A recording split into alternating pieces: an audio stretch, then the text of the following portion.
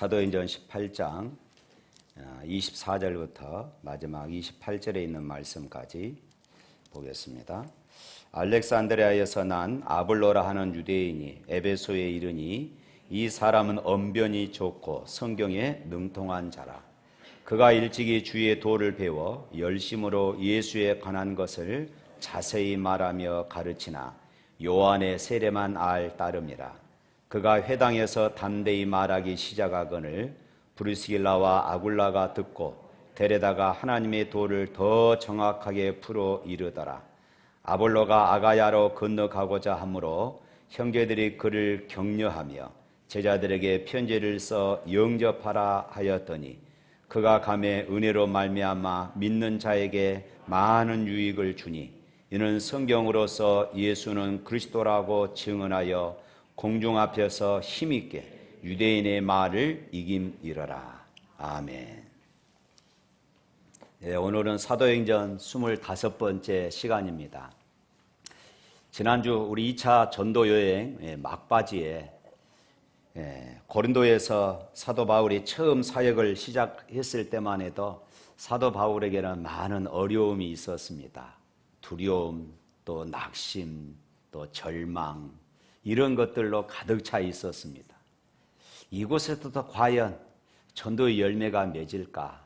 아니면 내가 또 다른 지역으로 가야 할 것인가 하는 이런 고민에 빠져 있을 때에 하나님은 뜻하지 않게 이 바울에게 동역자를 만나게 해주십니다. 그가 바로 아굴라와 브리스길라 부부였습니다. 이 아굴라와 브리스길라 부부는 이제 사도 바울을 만나고 사도 바울에게 1년 6개월 동안 양육과 훈련을 받게 되어지고 아굴라와 브리스길라 이 부부는 평생 바울 사역을 위해서 자신의 목숨을 내어놓을 만큼 그렇게 헌신하고 충성스러운 그런 일꾼으로 변하게 되었습니다. 그리고 이제 바울과 함께 이들이 에베소로 건너오게 되어집니다. 그러면서 이제 2차 전도 여행이 마치고 3차 전도 여행이 시작이 되어지지요. 3차 전도 여행이 시작되을 즈음에 아굴라와 브리스길라 이 부부가 에베소에서 이제 이 아볼로라고 하는 이 사람을 만나게 되어집니다. 아볼로는 당시에 애굽의 수도였고 정치, 문화, 학문의 세계적인 중심지였던 이 알렉산드리아 출신이라고 오늘 성경은 기록합니다. 우리 성지순례 다녀오신 분들은 이 알렉산드리아를 다 다녀오셨을 것입니다. 이 알렉산드리아는 마케도니아의 알렉산더 대왕이 이집트를 점령하고 나서 자신의 공적과 헬라 문화의 우수성을 기념하기 위해서 기원전 332년에 도시를 건설하였습니다. 그리고 그곳에 자기 이름을 따서 알렉산드리아 이렇게 이름을 지었던 것입니다. 이 아볼로의 행적을 추적해 보면은 학문의 도시 이 알렉산드리아에서 헬라 문화와 그리고 히브리 문화를 익힌 배경에다가 오늘 말씀에 보니까 언변까지 뛰어났기 때문에 복음을 전하는데 아주 좋은 자질을 갖춘 유능한 그런 사역자였다, 유능한 사람이었다라고 볼 수 있습니다. 이런 시대의 정치, 문화, 경제의 배경 아래서 배우고 익힌 이 아볼로가 복음의 사명을 띠고 사역자로 이제 주후 53년경에 에베소로 건너오게 되어집니다. 고린도 전서에서 고린도 교회에 일어난 4개 분파가 있는데 바울파, 그리고 게바파, 이 게바는 베드로죠. 베드로파, 그리스도파, 그리고 하나가 아볼로파입니다. 그만큼 이 아볼로는 고린도 교회의 성도들에게 영향력이 있었던 그런 사람이었던 것이지요. 그뿐만이 아닙니다. 고린도 후서 10장 10절에 보면은 사도 바울을 비난하였던 이 고린도 교회 성도들 중에서 사도 바울의 설교가 시원치 않았다. 쉽게 말하면은 사도 바울의 설교가 별로였다 이것입니다. 고린도후서 10장 10절에 이렇게 말합니다. 그들의 말이 그의 편지들은 무게가 있고 힘이 있으나 그가 몸으로 대할 때는 약하고 그 말도 시원치 않다 하니, 다시 말해서 바울 목사님은 편지를 쓰면은 그 편지가 얼마나 감동스러운지 말할 수가 없었어요. 그런데 이상하게 바울 목사님이 직접 와서 설교를 하면은 전혀 은혜가 안 된다는 것입니다. 아마 이런 비난을 들은 이유가 사실은 바울이 고린도 교회를 개척할 당시에는 그런 소리가 없었습니다. 그런데 이런 비난을 듣게 된 이유가 아볼로가 고린도에 와서 사역한 이후로 전에 바울 목사님이 참 설교를 잘한 줄 알았는데 아볼로 목사님의 설교를 들으니까 바울 목사님과 비교가 안 될 정도로 아볼로 목사님은 설교를 너무 잘한 것이었습니다. 그렇게 아볼로는 말을 아주 잘했던 것이에요. 말 주변이 아주 뛰어났습니다. 설교가 너무나 얼마나 은혜스러웠던지 그래서 많은 사람들이 많은 고린도 교회 성도들이 아볼로 목사님에게 은혜를 받으니까 야, 나는 아볼로 목사님이 최고다 하면서 아볼로파가 생긴 것이에요. 사랑하는 성도 여러분, 고린도 교회는 누가 세웠어요? 바울이 세웠습니다. 바울이 1년 6개월 이상을 머물면서 주님의 특별한 간섭으로 그것을 세웠어요. 고린도 교회에 많은 어려움이 있었습니다. 많은 핍박이 있었어요. 바울이 눈물로 세운 교회가 이 고린도 교회였던 것입니다. 그렇게 양육받고 훈련받은 교인들 중에서 자기보다 오히려 아볼로를 더 지지하는 사람들이 있었다는 사실에서 사도 바울에게 있어서 굉장히 가슴 아픈 그런 일이었을 것입니다. 사도 바울은 아볼로라는 존재가 사실 어떻게 보면은 눈의 가시 같은 존재일 수도 있습니다. 그런데 놀라운 것은 사도 바울이 아볼로를 그렇게 경쟁 상대로 생각하지 않았다는 것입니다. 하나님께서 우리에게 허락하신 직임이 서로 다르고 은사가 다를 뿐이지 오직 하나님을 우리가 섬길 뿐이다. 바울은 언제나 이런 신앙을 가지고 있었습니다. 그래서 고린도전서 3장 6절부터 7절 말씀에 바울이 이렇게 말합니다. 다 같이 한번 읽어볼까요? 시작. 나는 심었고 아볼로는 물을 주었으되 오직 하나님께서 자라게 하셨나니 그런즉 심는 이나 물 주는 일은 아무것도 아니로되 오직 자라나게 하시는 하나님뿐이니라. 할렐루야. 이제 이 말씀, 지난번 우리 고린도전서 설교 들을 때는 이 말씀이 무엇인가 잘 몰랐는데 이제 이 말씀을 오늘 사도행전 말씀을 보니까 바울이 그래서 이 말씀을 했구나. 바울은 아볼로가 경쟁자가 아니라 하나님이 보내주신 동역자다. 그래서 고린도 교회를 세운 자기는 심은 자로, 그리고 고린도 교회에 가서 목회했던 아볼로는 물을 주는 자로, 그러나 자라게 하시는 분은 하나님이시다. 바울이 이렇게 고백합니다. 또 고린도전서 4장 6절 7절 말씀에 보면 둘이 어떻게 협력하였는지 언급하고 있습니다. 형제들아, 내가 너희를 위하여 이 일에 나와 아볼로를 들어서 본을 보였으니 이는 너희로 하여금 기록된 말씀 밖으로 넘어가지 말라 하는 것을 우리에게서 배워 서로 대적하여 교만한 마음을 가지지 말게 하려 함이라. 바울 자신과 아볼로가 너희들에게 지금 말씀으로 본을 보였지 않느냐. 그래서 서로 대적하지 말아라. 그 말입니다. 고린도 교인들이 은사 문제로 서로 시기하고 다투는 상황에서 사도 바울은 자신과 아볼로 사이를 좀 보라고 그렇게 말하고 있는 것이에요. 우리는 경쟁 상대가 아니라 하나님 앞에서 그렇게 서로 다른 은사를 가지고 섬기는 하나님의 일꾼이다, 이 말입니다.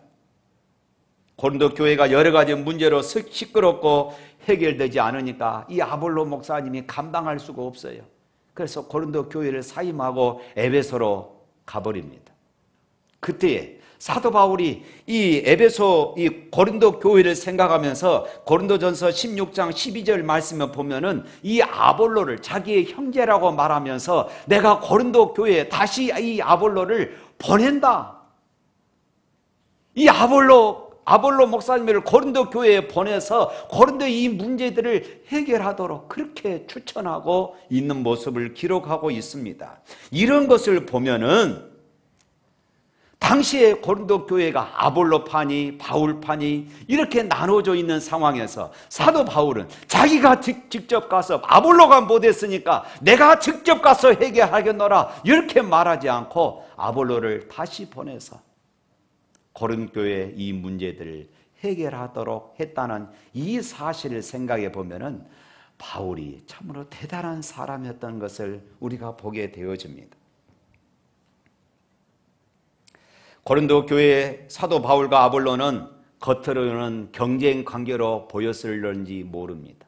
사람의 생각으로는 그럴 수 있어요.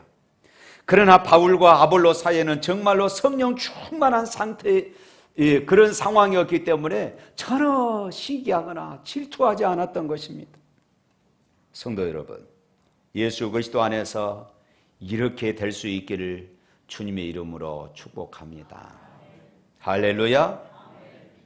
사실 아볼로는 사도 바울과 그처럼 대등할 정도로 훗날 그렇게 이 바울파니 아볼로파니 이렇게 나눠줄 정도로 아볼로는 굉장히 실력 있는 그런 사람이었습니다.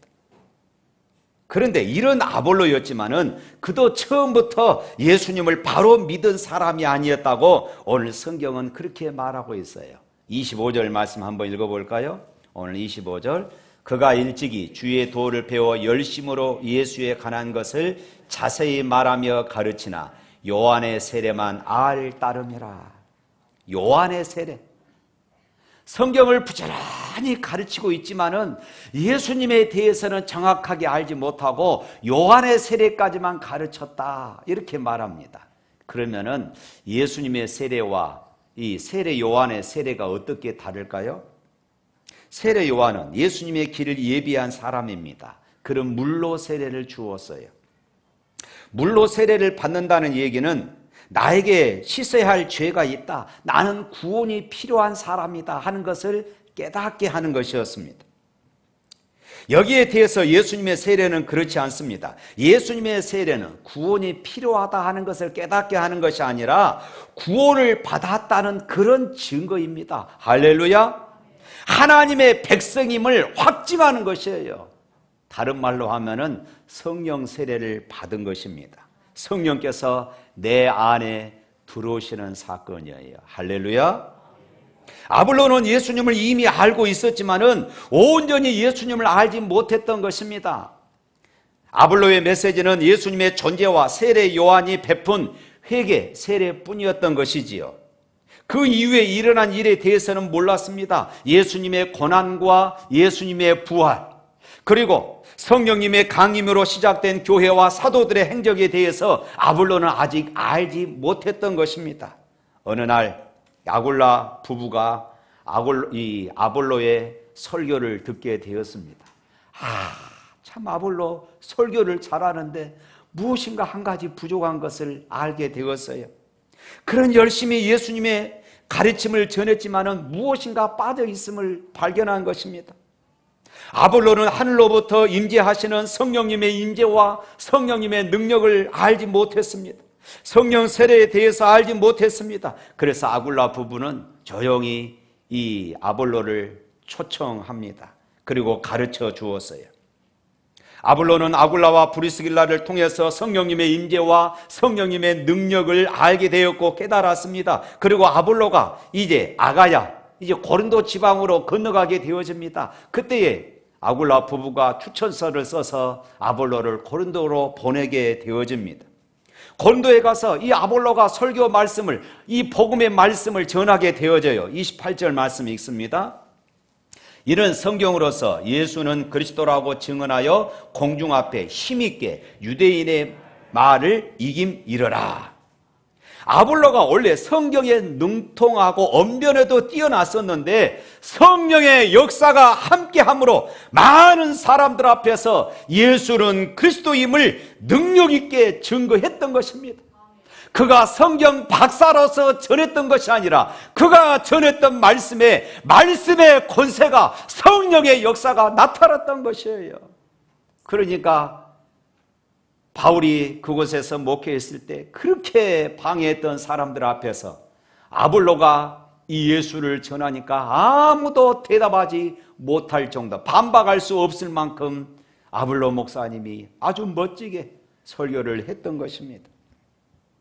사랑하는 성도 여러분, 예수님에 대하여 아는 것과 그리고 성령님의 능력으로 예수님을 믿는 것은 전혀 다른 차원의 이야기입니다. 우리는 십자가 복음을 잘 압니다. 하나님께서 자기의 형상대로 사람을 창조하셨습니다. 그러나 사단의 꼬임에 넘어가서 인간은 죄에 빠지고 말지요. 선악과를 따먹은 것입니다. 그래서 우리 인간은 죄의 종이 되었습니다. 죄의 덩어리입니다. 이제는 멸망받을 수밖에 없는 이런 존재가 되어버린 것입니다. 하나님께서 이런 인간을 구원하시기 위해서 어떻게 하셨습니까? 예수님을 구주로 이 세상에 보내주신 것입니다. 예수 그리스도는 십자가에서 모든 인간들의 죄를 다 짊어지고 속죄의 제물로 죽으셨습니다. 그리고 사흘 만에 부활하셨어요. 누구든지 예수님을 믿으면 죄의 사함을 받고 하나님의 자녀가 되고 천국 백성이 되어집니다. 믿으시기를 축원합니다. 할렐루야. 바로 이것이 복음의 요약이에요. 그러나 문제는 이러한 복음을 다 알고 믿지만은 삶이 변화되지 못한 그리스도인들이 참 많습니다. 십자가 감동도 알고 십자가 은혜도 알지만은 삶의 변화가 없는 것입니다. 이런 그리스도인들이 많아요. 고린도전서 1장 18절 말씀 다 같이 한번 읽어보도록 하겠습니다. 십자가의 도가 멸망하는 자들에게는 미련한 것이요 구원받는 우리에게는 하나님의 능력이라.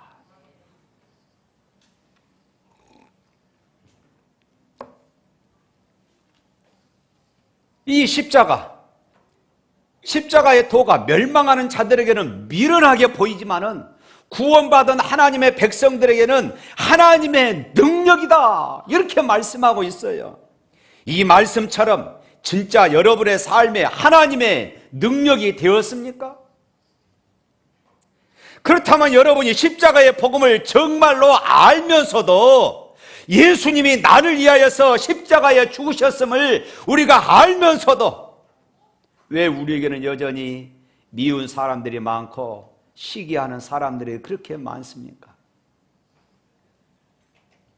왜 그렇게 용서가 안 되는 사람들이 많이 있습니까? 내가 십자가의 은혜를 알고 십자가의 감동을 안다 하면서도 왜 다른 사람들을 보면은 그렇게 허물이 자꾸 보이고 미움이 생깁니까? 이런 복음이 어디 있습니까? 하나님은 지옥 갈 나를 용서해 주시고 죄는 내가 지었는데 예수님께서 그 죄값을 십자가에서 대신 치르시는 그런 은혜를 내게 주셨다고 믿으면서도 왜 우리는 다른 사람들을 용서하지 못하고 다른 사람들의 허물들이 자꾸 보일까요? 하나님이 나를 얼마나 사랑하시길래 독생자를 주시면까지 우리를 사랑하셨습니까? 이것이 복음입니다. 우리가 이것을 믿는다면 왜 우리가 두려워하고 걱정하고 염려합니까? 우리가 이것을 믿는다면 왜 우리가 서로 정죄하고 판단합니까? 우리가 십자가의 은혜를 믿는다면 왜 우리가 용서가 안 되는 것입니까? 왜 우리가 습관적으로 죄를 버리지 못하는 것일까요? 그것은 예수님을 믿는다 하면서도 내 가슴으로 성령의 능력으로 그렇게 믿지 못하기 때문에 내 머리로만 믿기 때문에 그렇습니다. 복음을 아는데도 내 삶에 미움, 다툼, 시기, 질투, 불평, 원망, 두려움, 염려가 많이 있습니다. 십자가 복음이 분명하지만은 내게는 능력이 아닙니다. 왜 이런 일이 일어날까요? 그것은 내가 예수님에 대해서 아는 것이지 성령의 역사로, 성령의 능력으로 믿어지지 않기 때문에 그런 것입니다. 그러므로 성도 여러분, 성경에 대해서, 예수님에 대해서 알기는 많이 아는데 감동이 없습니까? 기쁨이 없습니까? 감사가 없습니까? 사랑이 없습니까? 다 깊은 은혜의 자리로 나아갈 수 있기를 축원합니다. 성령께서 나를 붙잡아 주시고 머리로만 아는 그런 복음이 아니라 내 가슴이 뜨거워지고 내 삶이 변화되어지는 그 복음으로 하나님 내 안에 다가서게 하여 주옵소서. 바로 그럴 때에 우리가 예배 시간 시작하면서 찬양했잖아요. 화려하지 않아도 정결하게 사는 것이 행복이라. 가진 것이 없어도 감사하며 사는 것이 행복이고, 눈물 날 일 많지만은 기도할 수 있는 것이 행복이고, 억울한 일 많으나 주를 위해 참는 것이 행복이라고 자신 있게 찬양할 수 있는 것입니다. 우리는 세상에 알 수 없는 하나님의 선물을 받은 사람들입니다. 우리는 우주 만물을 창조하시고 우리 인생의 생사화복을 주장하시는 하나님의 자녀로 살아가는 사람들입니다. 할렐루야. 예수를 믿어도 어쩔 수 없구나 하는데 그렇지가 않습니다. 많은 분들이 교회에 왔다가 실망하고 세상으로 나가면서 내가 예수 믿는 사람들을 보았지만은 그들은 나와 똑같더라, 예수 믿어도 별 소용이 없더라, 그런 사람들을 종종 우리가 보게 되어집니다. 또 그런 말을 들을 때마다 참 가슴이 아프지요. 왜 우리가 복음을 가지고 있으면서, 십자가를 가지고 있으면서 이런 소리를 들어야 할까? 그러나 여러분, 예수를 믿어도 별 소용이 없는 것이 아닙니다. 예수님에 대해서 우리가 듣고 아는 정도로 그치니까 능력이 없는 것입니다. 그런 소리를 우리가 듣게 되는 것이에요. 성령의 역사로 주님을 더 알고 주님과 인격적인 교제가 되는 단계로 들어가면은 변하지 않을 사람이 없는 것이에요. 성경에 분명히 그렇게 기록되어 있지만은 그것이 내 삶의 답이고 기쁨이 되지 못했습니다. 그러나 성령께서 내 심령을 만지시고 성령께서 내 안에 역사하시면 말씀이 달라집니다. 말씀이 살아있는 말씀이요 진리요 이제는 실제 체험이 되어지는 줄로 믿습니다. 제자들도 사실 성령 받기 전에는 예수님의 말씀을 들어도 제대로 알아듣지 못하였습니다. 그러나 성령을 받고서 그들의 삶이 변화되었습니다. 이제는 머리가 아니라 그들의 삶이, 그들의 가치관이, 그들의 가슴이 뜨거워졌던 것입니다. 가슴이 느낀 것이에요. 그리고 예배 중에, 찬양 중에, 기도 중에 나도 알 수 없는 눈물이 흐르는 것입니다. 사랑하는 성도 여러분, 그렇다면 우리가 어떻게 하면 이런 은혜를 누릴 수 있을까요? 어떻게 하면 우리가 이런 성령 충만함을 받을 수 있을까요? 오늘 아볼로를 보십시오. 아볼로는 겸손히 하나님의 말씀에 반응합니다. 오늘 본문에 보면은 아볼로는 참 대단한 사람이었습니다. 아까 말씀드렸던 것처럼 성경 박사라 할 정도로 그렇게 위대한 사람이었습니다. 그런데요, 오늘 말씀에 보면은 그러지요. 아굴라와 브리스길라의 부부가 아볼로 설교를 듣고 무엇인가 빠져 있음을 깨닫고 아볼로를 조용히 초청을 합니다. 그리고 가르쳐줘요. 그가 깨닫지 못한 것을 가르쳐줍니다. 아볼로는 당대의 대학자요 철학자요 웅변가였습니다. 아볼로는 공부를 많이 해서 많이 알았습니다. 그런데요, 당시에 이 브리스길라와 아굴라 부부는 직업이 뭐였습니까? 천막 만드는 사람입니다. 천막 장사꾼이었습니다. 지금 이들에게 하나님의 도에 대해서, 복음의 비밀에 대해서 배우고 있는 것이에요. 이 점이 바로 아볼로의 위대한 점이었습니다. 만일 아볼로에게 이 같은 배우려는 겸손함이 없었다면 그런 복음의 진수를 깨달을 수 없었을 것입니다. 그러나 겸손히 배우고 깨닫고 나니까 아볼로는 그 사역이 완전히 바꾸어진 것입니다.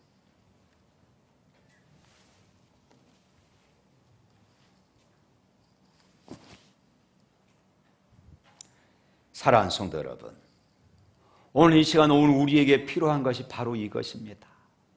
언제나 하나님의 말씀 앞에 겸손하는 것입니다. 자신을 정직하게 보는 것이에요.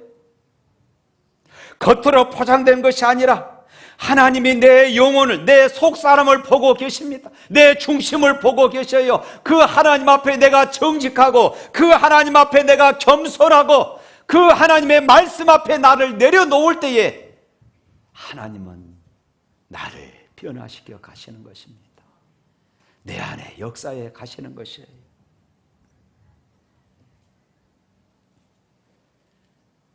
우리가 이런 심정으로 하나님 앞에 나오면은 하나님은 우리를 은혜의 자리로 그렇게 이끌어 가실 것이에요.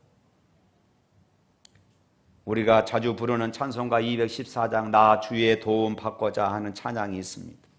그런데 이 찬양 가사가 지어진 배경이 있어요. 전도자 무디가 어느 날 복음을 전했습니다. 복음을 전하고 나니까 한 소녀가 전도자 무디에게 찾아와서 이렇게 묻습니다. 선생님, 나는 예수님의 더 큰 사랑을 깨닫고 싶은데 어떻게 하면 좋겠습니까? 그랬더니 전도자 무디가 이렇게 이야기했어요. 야, 성경을 많이 읽어야 한다. 말씀 속에 하나님의 풍성한 세계가 가득히 펼쳐 있단다. 그리고 네 시간을, 네 건강을 하나님께 드리는 그런 헌신된 삶을 살면 된단다. 이렇게 이야기했어요. 그때 이 아이는 눈물을 주르르 흘리면서 무디 전도자에게 이렇게 이야기했습니다. 선생님, 나는 글을 배우지 못해서 성경을 읽을 수가 없어요. 그래도 주님의 사랑을 깨달을 수 있을까요? 그래도 주님을 만날 수 있을까요? 저는 건강하지 못합니다. 몸이 약해요. 이 몸을 주님은 받아주실까요? 우리 엄마 아빠는 가난합니다. 내가 드릴 것이 없어요. 그래도 주님이 나를 기뻐하실까요? 그러면서 눈물을 흘린 거예요. 이 소녀의 얼굴에는 말할 수 없는 은혜가 넘치고 있었습니다. 광채가 일어나고 있었어요. 그 순간 주변에서 함께 이 모습을 지켜봤던 성도들이 그 자리에서 무릎을 꿇고 이 소녀를 끌어안고 기도했습니다. 주님, 이 소녀의 이 모습 이대로 주님이 받으시옵소서. 이 모습을 지켜보던 엘리자 해밀턴이라고 하는 이 여자분이 시를 쓰기 시작했습니다. 주의 크신 역사를 이루기 위하여 연약한 우리를 받으시옵소서. 우리가 약하면 약한 대로, 모자라면 모자란 대로, 못난 모습 그대로 주여 받아 주옵소서. 시간이 흘러서 생키라고 하는 이 사람이 이 시를 읽게 되고, 이분이 이 시를 읽으면서 마음에 말할 수 없는 뜨거운 감동을 느끼게 되었습니다. 그래서 그 자리에서 작곡을 하게 되어서 우리가 부르는 그 찬양이 나오게 된 것입니다. 내 모습 이대로 주 받으옵소서. 날 위해 돌아가신 주 날 받으옵소서.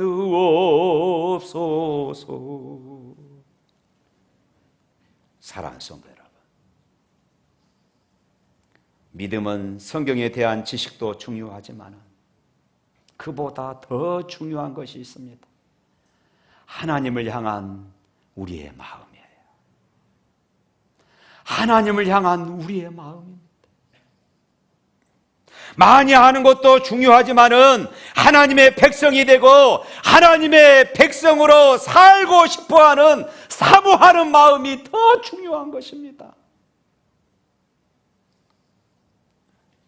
언제나 하나님 앞에 겸손히 자신의 모습을 내려놓고 하나님의 은혜를 사모하는 그런 삶으로 살아갈 수 있기를 주님의 이름으로 축복합니다.